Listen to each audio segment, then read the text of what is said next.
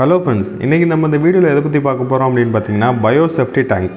இந்த bio safety tank அப்படின்னா என்ன, அது எப்படி ஒர்க் ஆகுது, ஆல்ரெடி இருக்க வீட்டில் இதை ஃபிக்ஸ் பண்ண முடியுமா, ஃபிக்ஸ் பண்ணால் அதோட காஸ்ட் எவ்வளோ வரும், புதுசாக ஃபிக்ஸ் பண்ணும்போது அதோட காஸ்ட் எவ்வளோ வரும், ஆல்ரெடி இருக்க சேஃப்டி டேங்கை எப்படி பயோ சேஃப்டி டேங்கை கன்வெர்ட் பண்ணுறது, இந்த பயோ சேஃப்டி டேங்கோட அட்வான்டேஜஸ் என்ன, இதை யூஸ் பண்ணுறதுனால வர பிரச்சனைகள் என்ன அப்படின்னு பயோ சேஃப்டி டேங்க் பற்றி உங்களோட எல்லா சந்தேகத்தையும் இந்த வீடியோவில் நான் கவர் பண்ணியிருக்கேன். இந்த வீடியோ ஸ்கிப் பண்ணாமல் கடைசி வரைக்கும் முழுசாக பாருங்கள். அப்போ தான் இதை யூஸ் பண்ணலாமா அப்படிங்கிற ஒரு கிளியரான டெசிஷனுக்கு உங்களால் வர முடியும். அதுக்கு முன்னாடி இது மாதிரி கன்ஸ்ட்ரக்ஷன் சம்மந்தமான நிறைய யூஸ்ஃபுல்லான இன்ஃபர்மேஷன்ஸ்க்கு நம்ம சேனலை சப்ஸ்கிரைப் பண்ண மறக்காதீங்க.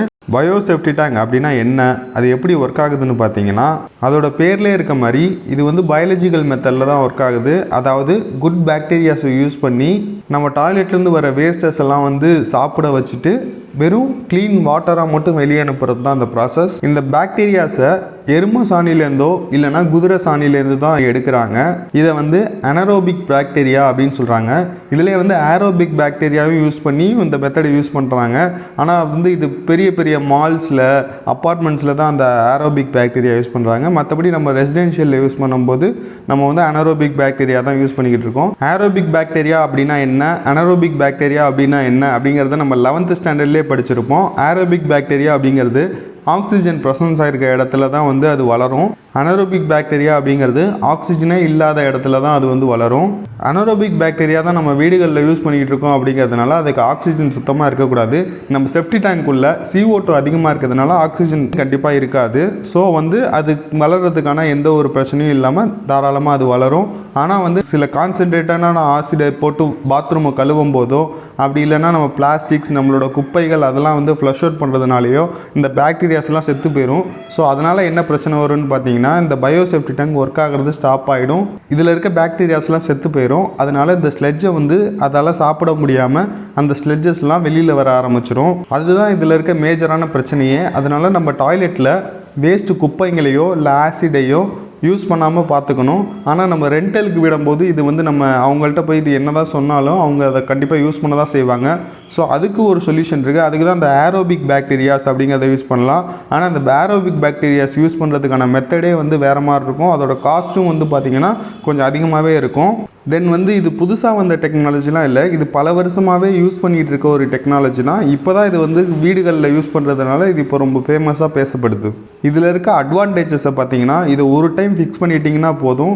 நான் முன்னாடியே சொன்ன மாதிரி இதில் வேஸ்ட்டு குப்பைங்க அதெல்லாம் போடாமல் இருந்தீங்கன்னா நீங்கள் லைஃப் டைமுக்கும் இதை வந்து மெயின்டைன் பண்ணணும் அப்படிங்கிற அவசியமே கிடையாது.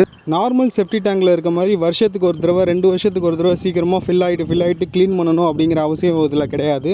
ஒன்ஸ் நீங்கள் ஃபிட் பண்ணிட்டீங்க அப்படின்னா ஃபிட் அண்ட் ஃபர்காட் தான். நம்ம நார்மல் செப்டி டேங்க்லேருந்து வர ஸ்மெல் ப்ராப்ளம் இதில் கண்டிப்பாக இருக்காது. ஏன்னா வந்து இதில் இருக்க அந்த வேஸ்ட் எல்லாமே வந்து பாக்டீரியா சாப்பிட்ரும். நமக்கு வந்து வெளியே பார்த்திங்கன்னா வெறும் ஃப்ரெஷ்ஷான வாட்டர் தான் அனுப்போம். ஆனால் அந்த வாட்டர் நம்ம குடிக்க முடியாது. வெறும் கார்டனிங் பர்பஸ்க்கு அந்த மாதிரி யூஸ் பண்ணிக்கலாம். இதோட செட்டப் பார்த்திங்கன்னா, இவங்க நம்ம புதுசாக பயோ சேஃப்டி டேங்க் ஃபிட் பண்ணும்போது அதில் வந்து ஒரு பெரிய ஒரு பாக்ஸ் மாதிரி இருக்கும்.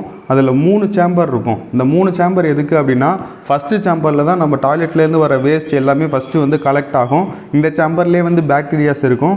அது வந்து இந்த வேஸ்ட் எல்லாம் கொஞ்சம் கொஞ்சமாக சாப்பிட ஆரம்பிச்சிடும். ஒரு 40 to 50% வந்து இந்த ஃபஸ்ட்டு சேம்பர்லேயே வந்து க்ளீன் ஆகிடும். க்ளீன் ஆகிட்டு 2வது சேம்பருக்கு போகும்போது அதில் வந்து ஒரு 30 to 40% வந்து கிளியர் ஆகிடும். நமக்கு அடுத்த டேங்க்கு வரும்போது வெறும் ஒரு 5 to 10% தான் வந்து அந்த ஸ்லெட்ஜே இருக்கும். மற்றபடி க்ளீனான வாட்டர் தான் இருக்கும். இதை வந்து எவாப்ரேஷன் சேம்பர் அப்படின்னு சொல்லுவாங்க.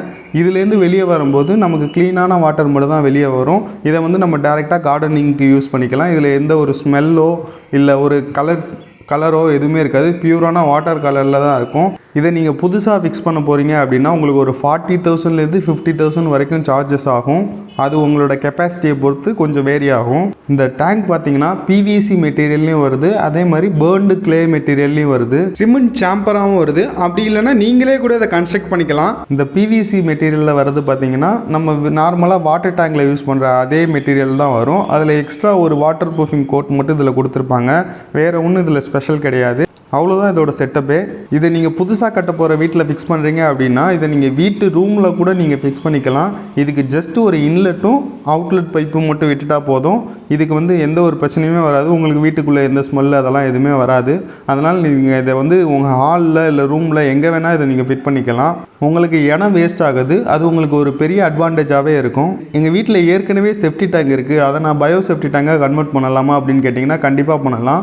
உங்கள் செப்டி டேங்கை வந்து ஒரு வாட்டர் ப்ரூஃபிங் கோட் ஒன்று நீங்கள் அடிக்கணும். ஏன்னா இதுலேருந்து வாட்டர் லீக் ஆகுது, இல்லை வெளியேருந்து வாட்டர் உள்ளே வருது அப்படின்னா இதில் இருக்க பாக்டீரியாஸ் வந்து செத்து போயிடும். அதனால் வந்து இது வெளியில் நம்ம செப்டி டேங்க்லேருந்து வாட்டர் லீக் ஆகாத மாதிரி ஒரு வாட்டர் ப்ரூஃபிங் கோட் ஒன்று பண்ணிவிட்டு இதில் வந்து பாக்டீரியாஸ் கடைகளில் அப்புறமே பார்த்தீங்கன்னா ஆன்லைன்லலாம் விற்கிது. அதுக்கான பை லிங்க்கை நான் கீழே டிஸ்கிரிப்ஷன்லையும் கொடுக்குறேன். அதில் போய் நீங்கள் பை பண்ணிக்கலாம். அந்த பாக்டீரியாஸை வந்து ஒரு பேக்கெட்டில் வரும், அதை வாங்கி அந்த பவுடர் மாதிரி இருக்கும், அதை அந்த செப்டி டேங்க்குள்ளே நீங்கள் கொட்டிட்டீங்க அப்படின்னாலே போதும், செப்டி டேங்க் பயோ செப்டி டேங்காக கன்வெர்ட் ஆகிடும். ஆனால் நமக்கு நார்மலாக கன்ஸ்ட்ரக்ட் பண்ண செப்டி டேங்க்லலாம் பார்த்தீங்கன்னா 2 சேம்பர் தான் இருக்கும். அதுக்கு நீங்கள் கவலைப்பட வேணாம். அதுக்கு வந்து அடிஷ்னலாக ஒரு சேம்பர் ஒன்று வெளியில் வந்து நீங்கள் ஃபிக்ஸ் பண்ணிக்கலாம். அந்த சேம்பர் பார்த்தீங்கன்னா எவாப்ரேஷன் சேம்பர் தான், அதில் ஸ்மெல் இருக்காது. அதனால் ஃபஸ்ட் சேம்பர்லேயும் நீங்கள் 2வது சேம்பர்லேயும் மட்டும் இந்த பாக்டீரியா கொட்டினா போதும். அதுலேருந்து வெளில ஓவர்ஃப்ளோ ஆகிற வாட்டர் வந்து இந்த நீங்கள் ஒரு எவாப்ரேஷன் சேம்பர் அப்படின்னு சொல்லிட்டு ஒரு எக்ஸஸாக ஒரு சேம்பர் போட்டுட்டிங்கன்னா அதில் போதும். அதில் கனெக்ட் ஆகிட்டு அதுலேருந்து வெளியே வர வாட்டரை நீங்கள் உங்கள் கார்டன் பர்பஸ்க்காகவோ பக்கத்தில் இருக்க ஏதோ ஒரு அவுட்லெட் சோர்ஸில் கூட நீங்கள் வெளில அனுப்பிச்சி விட்டுக்கலாம். இல்லை எங்கள் வீட்டு செப்டி டேங்கில் ஒரே ஒரு சேம்பர் தான் இருக்குது அப்படின்னா அதுலேருந்து நீங்கள் இன்னொரு சேம்பர் போட்டுக்கலாம். மொத்தம் 2 சேம்பர் மட்டும் தான் உங்கள்கிட்ட இருக்குன்னா அது அந்தளவுக்கு எஃபெக்டிவாக இருக்காது. உங்களுக்கு வெளியே வரும்போது ஒரு 20% 30% ஸ்லெட்ஜோடு தான் வரும். அதனால் நீங்கள் வந்து 3 சேம்பர் இருந்துச்சு அப்படின்னா தான் இது வந்து பர்ஃபெக்டாக ஒர்க் ஆகும். இந்த பயோ செப்டி டேங்கை பற்றி சிம்பிளாக சொல்லணும் அப்படின்னா ஒரு பெரிய தொட்டி, அதில் 3 பாகமாக தடுப்பு வச்சு தடுத்துடுறாங்க. அதில் மொதல் 2 பாகத்தில் பாக்டீரியா வந்து கொட்டி வச்சிடுறாங்க. டாய்லெட்லேருந்து வர வேஸ்ட்டு பாகத்தில் விழுந்தோனையும் அங்கேயே பாக்டீரியா வந்து பாதி வேஸ்ட்டு சாப்பிட்றது. அதுக்கப்புறமே அது ரொம்ப 2வது சேம்பருக்கு போகுது. 2வதுல பார்த்தீங்கன்னா மிச்சம் இருக்க ஒரு 90% வந்து சாப்பிட்ருது. அதுக்கப்புறமே ஒரு 10% வந்து 3வது சேம்பருக்கு போகுது. அந்த 3வது சேம்பர்லேருந்து வெளிவரும்போது நமக்கு பியூரான வாட்டர் மட்டும் தான் வருது. இந்த செப்டி டேங்கை நம்ம வீட்டில் பொருத்தலாமா அப்படின்னு கேட்டிங்கன்னா தாராளமாக நீங்கள் பொருத்தலாம். ஏன்னா நீங்கள் வந்து க்ளீன் பண்ணணுங்கிற அவசியம் கிடையாது. அதுக்கப்புறமே பார்த்தீங்கன்னா மனிதனோட கழிவை மனிதனே அள்ளணுங்கிற அவலமும் இதில் வந்து கிடையாது. செப்டி டேங்கோட வாட்டர் கீழே கிரவுண்ட் வாட்டரோட கலந்து உங்கள் வாட்டரோட ப்ராப்பர்ட்டியை மாற்றிருங்கிற கவலையும் இதில் கிடையாது. என்விரான்மெண்ட்டும் பொல்யூட் ஆகாது. ஸோ இது 100% சஜஸ்டபுள் தான். அதனால் நீங்கள் இதை தாராளமாக யூஸ் பண்ணலாம். உங்களுக்கு இந்த பயோ செப்டி டேங்க் பற்றி வேறு ஏதாவது சந்தேகம் இருந்துச்சுன்னா அதை கீழே கமெண்ட் பாக்ஸில் மறக்காமல் கமெண்ட் பண்ணுங்கள்.